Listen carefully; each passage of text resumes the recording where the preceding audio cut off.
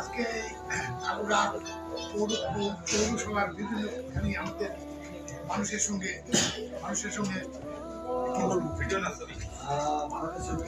যোগাযোগের পরে আমাদের এই তালুরা পৌর পার্টি অফিসে এসে আমাদের যে মুরব্বিলে করছি আমাদের উপস্থিত তালুরা বিএনপির সম্মানিত সভাপতি সেক্রেটারি, আমরা থানা বিএনপির সাবেক সেক্রেটারি সভাপতি আব্দুল হামিদ, সাবেক মেয়র আব্দুল দিদি, বর্তমান পৌর বিএনপির সাধারণ সম্পাদক তুমি, আমাদের পৌর বিএনপির সাধারণ সম্পাদক সাংগঠনিক সম্পাদক কাজল ইউনিয়ন সহ বিএনপি যুবদল, ছাত্রদল, স্বেচ্ছাসেবক দল, মহিলা দলের সম্মানিত নেতৃবৃন্দ, অন্য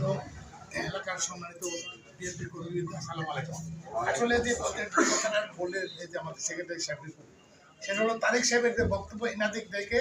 যেটা বলেছে সেটা হলো এই মেসেজটা দিয়েছে যে তাদের মাধ্যমে যেন নেতাকর্মীরা বা এলাকার মানুষ যে মেসেজটা পাবে, যে তথ্যটা তারেক সাহেব পৌঁছাতে ওনাদের মাধ্যমে আপনাদের কাছে পৌঁছার কথা, সেটা হলো এই ধানের শীষের যে আজকের যে ধানের শীষে আমাকে প্রার্থী বলতে প্রার্থী ঠিক আছে, কিন্তু ধানের শীষ আমার না। ধানের শীষ তারেক সাহেবের, তারেক চিফ দেশের তো খালেদা জিয়া, ধানের শীষ আপনাদের সবার, এটা সবার অংশীদারিত্ব আছে, এটা কারো ব্যক্তিগত সম্পদ না। আপনাদের সম্পদ আপনাদেরকে রক্ষা করার দায়িত্ব অন্য কেউ নিবে না, আপনাদেরকে নিতে হবে। এবং এই ধানের শীষের ভোট দিলে আমাদের দেশে তো খালেদা জিয়া বা তারেক রহমান বা বগুড়ার আমরা প্রধানমন্ত্রী পাবো, আমাদের দল ক্ষমতায় গেলে কি করবে এটুকু যে তারেক সাহেব বলেছেন, সেটা হলে স্বাস্থ্য খাতের উন্নয়ন হবে, আমাদের কৃষির উন্নয়ন হবে, আমাদের শিক্ষার উন্নয়ন হবে, আমাদের এলাকার উন্নয়ন হবে, আমাদের সকল বিষয়ে আমাদের মহিলাদের অংশীদারিত্ব, অর্থাৎ আমাদের যে জনসংখ্যার অর্ধেক হচ্ছে আমাদের মহিলারা, এদের যদি উন্নয়ন না করা যায়, এদের যদি কর্মসংস্থানের ব্যবস্থা না করা যায়, তাহলে দেশের উন্নয়ন সম্ভব না। আমাদের মহিলাদের উন্নয়ন হবে, এরপরে আমাদের ফ্যামিলি কার্ড হবে, আমি সংক্ষেপে বলতেছি, হবে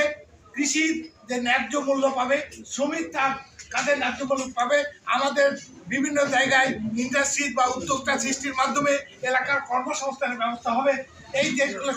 গোটা দেশে আরো আছে, ওই যে বললো ইতিমধ্যে তারিখ সাহেব লিখিতভাবে দিয়েছে, এটা আপনাদের মধ্যে ফটোকপি দিয়ে রিকু বললো দিবেনি আপনাদেরকে, এটা নিয়ে আপনাদের গ্রামে গ্রামে দেখতে হবে। বাবু যেটা বললো আজকে আমরা যে নির্বাচনটা আজকে করলাম, এতদিন পর্যন্ত অনেক কারণে আমরা বড় দল, আমাদের মধ্যে সমস্যা ছিল, এক দেড় মাস কিন্তু আমাদের নিজেদের সমস্যা মিটাতে দেড় মাঠ গেছে, যারা মাঠে মাঠে কাজ করতেছে, ঠিক কিনা? আমরা এই কর্মী সবাই ভাবে আমরা করতে পারবো না, আমাদের দায়িত্ব হচ্ছে যেটা হয়েছে আপনাদের সবাইকে নিয়ে আপনারা গ্রামে গ্রামে গিয়ে আপনাদেরকে ভোট চাইতে হবে, যাতে আজকে আমাদের প্রতিপক্ষ তারা গ্রামে